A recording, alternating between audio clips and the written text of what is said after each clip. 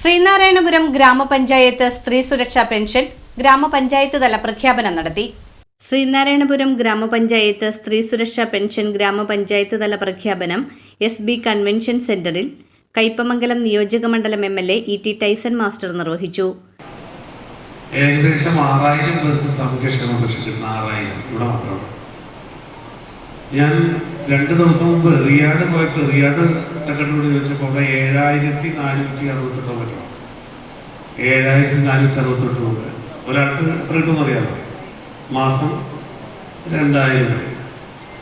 അപ്പോൾ അത്രയധികം നമ്പർ ഇപ്പം നോക്കിയിട്ടുണ്ടെങ്കിൽ നമ്മൾ ഏകദേശം ഒരു കാൽക്കുലേഷൻ പണ്ട് പറഞ്ഞിരുന്ന 5 പേരിൽ ഒരാളെന്നാണ്.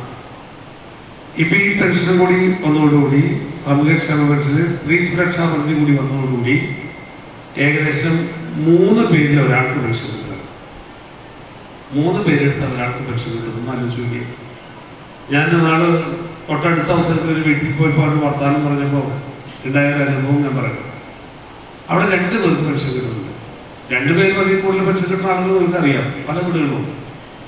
2 പേർക്ക് പെൻഷൻ കിട്ടുമ്പോൾ എത്രയായി? 4000 രൂപയും മാസം. കൊല്ലം എത്രയും 48,000 രൂപയായി. അവിടെ മരുമോളുണ്ട്. അവിടെ ഇപ്പോൾ മരുമോൾക്ക് കിട്ടണ നോക്കിയിട്ടുണ്ടെങ്കിൽ 1000 കൂടെ കൂട്ടും. 1000 വെച്ച് 12 മാസമായിട്ട് എത്രയും 48 + 12 എത്രയും 60,000. 60,000 രൂപ. ഇനി ഏതെങ്കിലും ടെക്നിക്കൽ സൈഡ് ഉള്ള കുട്ടി അവിടെ ഉണ്ടെന്ന് വയ്ക്കുക, ആ കുട്ടിക്ക് ഇപ്പം എത്ര കൊടുക്കുമെന്ന് അറിയും. ഗ്രാമപഞ്ചായത്ത് പ്രസിഡന്റ് മിനി ഷാജി അധ്യക്ഷത വഹിച്ചു. Mathilakam block panchayat president TK Ramesh Babu, ജില്ലാ പഞ്ചായത്ത് മെമ്പർ നൌഷാദ് കൈതവളപ്പിൽ എന്നിവർ മുഖ്യാതിഥികളായിരുന്നു.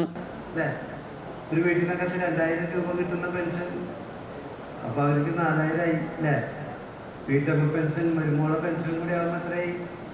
5000 രൂപ ഒരു വീട്ടിലാണ്.